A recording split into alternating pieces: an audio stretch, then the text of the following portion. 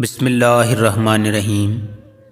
پیارے دوستو، آج کی اس ویڈیو کے اندر ہم 10 ایسے کاموں کا تذکرہ کریں گے جو کہ عوام کے اندر غلط فہمی کی وجہ سے پھیل چکی ہیں کہ 10 ایسے کام ہیں جن کے کرنے سے غربت آتی ہے۔ نمبر 1، پھونک سے چراغ بجھانا۔ یہ بات شیعہ کتاب جامع الاخبار سے منقول ہے، جو ہمارے لیے حجت نہیں ہے۔ چراغ تو پھونک سے ہی بجھایا جاتا ہے، کوئی دوسرے طریقے سے بجھائے تو اس میں بھی کوئی حرج نہیں، لیکن پھونک سے چراغ بجھانا باعث فقر پر مبنی بات غلط ہے۔ نمبر 2، بسم اللہ پڑھے بغیر کھانا۔ کھانا کھاتے وقت بسم اللہ کہنا واجب ہے۔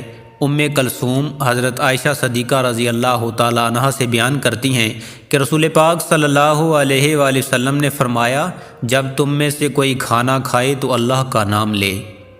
اگر اللہ تعالیٰ کا نام لینا ابتدا میں بھول جائے تو کہے بسم اللہ اول و آخر ہو۔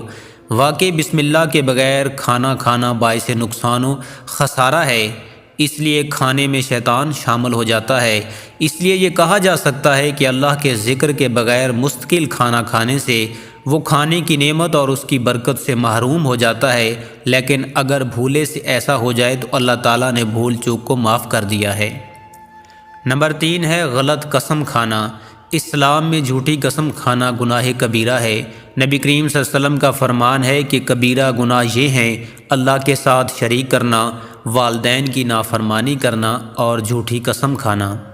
ایسے لوگوں کے لیے دردناک عذاب ہے، اس لیے ایک مسلمان کو قطعی طور پر جھوٹی قسم نہیں کھانی چاہیے۔ اگر کسی نے سابقہ کسی معاملے پر عمدن جھوٹی قسم کھائی ہے تو سچی توبہ کرے۔ اگر جھوٹی قسم کے ذریعے کسی کا حق مارا ہے تو اس کو واپس کرے، اور اگر آئندہ کسی کام کے کرنے پہ قسم کھائی اور وہ کام کر لیا تو قسم کا کفارہ ادا کرے۔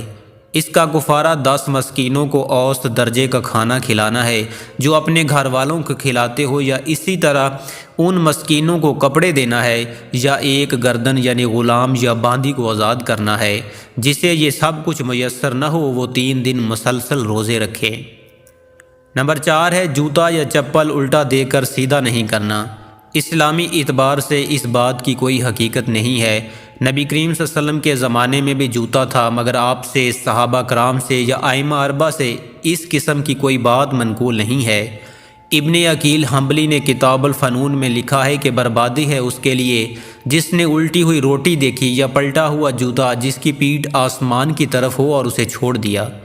اس کلام میں بہت سختی ہے۔ قرآن و حدیث کی روشنی میں اس کلام کی کوئی حیثیت نہیں ہے۔ نبی کریم صلی اللہ علیہ وآلہ وسلم جوتے میں نماز پڑھتے تھے۔ حضرت انس بن مالک رضی اللہ تعالیٰ عنہ سے سوال کیا گیا، کیا نبی کریم صلی اللہ علیہ وآلہ وسلم اپنے جوتوں میں نماز پڑھتے تھے؟ کہنے لگے ہاں۔ اب ظاہر سی بات ہے جوتے میں نماز پڑھتے ہوئے جوتا پلٹے گا، اس لیے الٹے جوتے کے متعلق مذکورہ بالا باتیں کرنا ٹھیک نہیں ہے۔ البتہ یہ کہہ سکتے ہیں کہ چونکہ جوتے کے نچلے حصے میں گندگی لگی ہوتی ہے، بنا بری الٹے جوتے کو پلٹ دیا جائے تاکہ لوگ اس سے گھن محسوس نہ کریں۔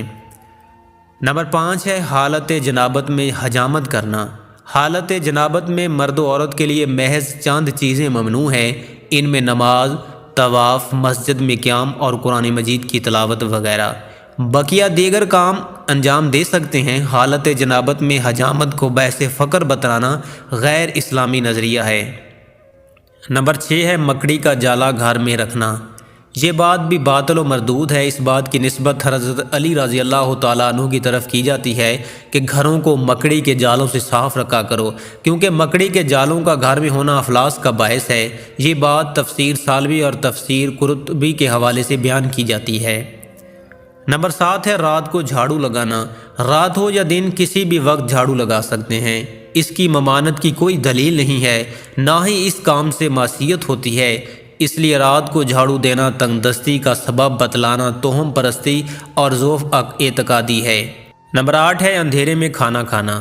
ویسے اجالے میں کھانا کھائے تو اچھی بات ہے، مگر کسی کو اجالا میسر نہ ہو سکے تو اندھیرے میں کھانے میں کوئی حرج نہیں ہے۔ سورہ حشر میں ایک انصاری صحابی کا ذکر ہے جنہوں نے مہمان رسول کو اندھیرے میں مہمانی کروائی باوجود اس کے کہ چراغ موجود تھا۔ مگر انہوں نے اپنی بیوی کو چراغ بجھانے کا کہا تاکہ اندھیرے میں مہمان شکم سیر ہو کر کھائے اور میزبان بھوکا رہے۔ اس منظر کو اللہ تعالیٰ نے قرآن مجید میں اس طرح بیان فرمایا کہ وہ اپنے اوپر دوسروں کو ترجیح دیتے ہیں، گو خود کو کتنے ہی سخت حاجت ہو۔ نمبر 9 ہے گھڑے میں منہ لگا کر پینا۔ پانی کا کوئی بھی برتن ہو، اگر منہ لگا کر پینا آسان ہو تو اس کا حجم بڑا نہ ہو یا اس کا دہانہ کشادہ نہ ہو جس سے منہ میں مقدار سے زیادہ پانی جانے کا خطرہ ہو، تو برتن سے منہ لگا کر پانی پیا جا سکتا ہے۔ متفقہ علیہ ایک روایت میں ہے کہ مشک سے منہ لگا کر پانی پینے کی ممانعت ہے۔ حضرت ابن عباس رضی اللہ تعالیٰ عنہ کہتے ہیں کہ رسول پاک صلی اللہ علیہ وسلم نے مشک کے دھانے سے پانی پینے سے منع فرمایا ہے۔ اس حدیث کے علاوہ ایک دوسری حدیث ہے جس سے ثابت ہوتا ہے کہ نبی کریم نے مشک میں منہ لگا کر پانی پیا ہے۔ رسول کریم صلی اللہ علیہ وسلم ایک دن میرے ہاں تشریف لائے تو آپ صلی اللہ علیہ وسلم نے کھڑے کھڑے لٹکی ہوئی مشک کے منہ سے پانی پیا، چنانچہ مشک کے منہ کے پاس جا کر میں کھڑی ہو گئی اور اس کا وہ حصہ میں نے کاٹ لیا۔ خلاصے کے طور پر یہ کہنا چاہوں گا کہ برتن چھوٹا ہو تو اس میں منہ لگا کر پانی پئیں، بڑا ہو تو دوسرے چھوٹے برتن میں انڈیل کر پئیں، اور اگر بڑے برتن سے پینے کی حاجت پڑ جائے تو اس میں کوئی حرج نہیں۔ نمبر 10 ہے قرآن مجید نہ پڑھنا۔ قرآن پڑھنے اور عمل کرنے کی کتاب ہے، جو اس سے دوری اختیار کرتا ہے وہ واقعی اللہ کی رحمت سے دور ہو جاتا ہے۔ نبی کریم صلی اللہ علیہ وآلہ وسلم نے قرآن پڑھنے کا حکم دیا ہے، اس سے ایمان میں زیادتی، علم و عمل میں پختگی اور زندگی کی تمام شے میں برکت آتی ہے۔ اس لیے قرآن مجید پڑھنے کا معمول بنائیں اور سمجھ کر پڑھیں۔ جو بلا سمجھے پڑھتے ہیں وہ نزول قرآن کے مقصد سے بے خبر اور تلاوت کے آداب سے ناواقف ہیں۔ اللہ پاک سے دعا ہے کہ اللہ پاک ہمیں عمل کرنے کی توفیق عطا فرمائے، آمین ثم آمین۔